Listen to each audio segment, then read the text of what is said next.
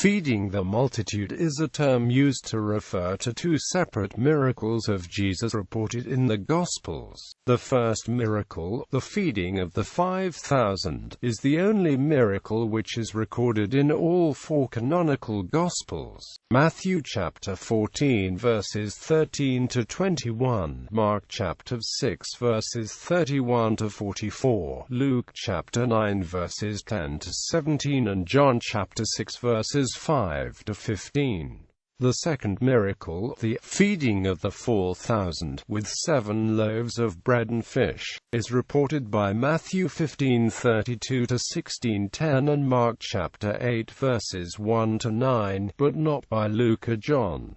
The feeding of the 5,000. The feeding of the 5,000 is also known as the miracle of the 5 loaves and 2 fish, because the Gospel of John reports that 5 barley loaves and 2 small fish supplied by a boy were used by Jesus to feed a multitude. According to Matthew's Gospel, when Jesus heard that John the Baptist had been killed, he withdrew by boat privately to a solitary place near Bethsaida. The crowds followed Jesus on foot from the towns. When Jesus landed and saw a large crowd, he had compassion on them and healed the sick. As evening approached, the disciples came to him and said, "This is a remote place, and it's already getting late. Send the crowds away, so they can go to the villages and buy themselves some food." Jesus said they did not need to go away, and therefore the disciples were to give them something to eat. They said they only had 5 loaves of bread and 2 fish,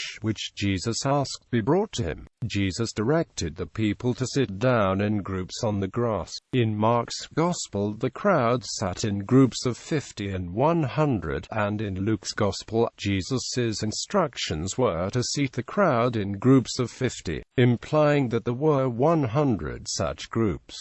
Taking the 5 loaves and the 2 fish and looking up to heaven, he gave thanks and broke the loaves. Then he gave them to the disciples, and the disciples gave them to the people. They all ate and were satisfied, and the disciples picked up 12 baskets full of broken pieces that were left over. The number of those who ate was about 5,000 men, beside women and children. In John's Gospel, the multitude has been attracted around Jesus because of the healing works he has performed, and the feeding of the multitude is taken as a further sign that Jesus is the Messiah, the prophet who was to come into the world. The feeding of the 4,000. This story, which only appears in the Gospels of Mark and Matthew, is also known as the miracle of the 7 loaves and fishes, as the Gospel of Matthew refers to 7 loaves and a few small fish used by Jesus to feed a multitude. According to the Gospels, a large crowd had gathered and was following Jesus.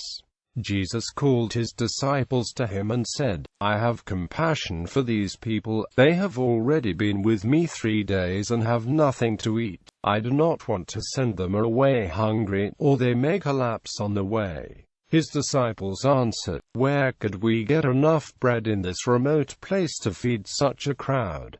How many loaves do you have?" Jesus asked. 7, they replied, "and a few small fish." Jesus told the crowd to sit down on the ground. Then he took the 7 loaves and the fish, and when he had given thanks, he broke them and gave them to the disciples, and they in turn to the people.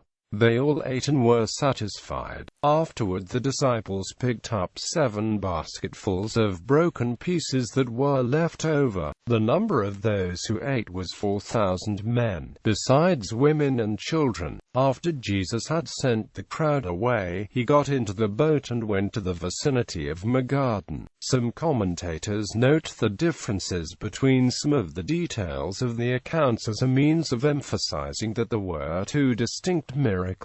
For example, the baskets used for collecting the food which remained were 12 Kappa Omicron Phi Iota Nu Omicron Upsilon Sigma in Mark chapter 6 verse 43, but 7 Sigma Pi Upsilon Rho Iota Delta Alpha Sigma in Mark chapter 8 verse 8.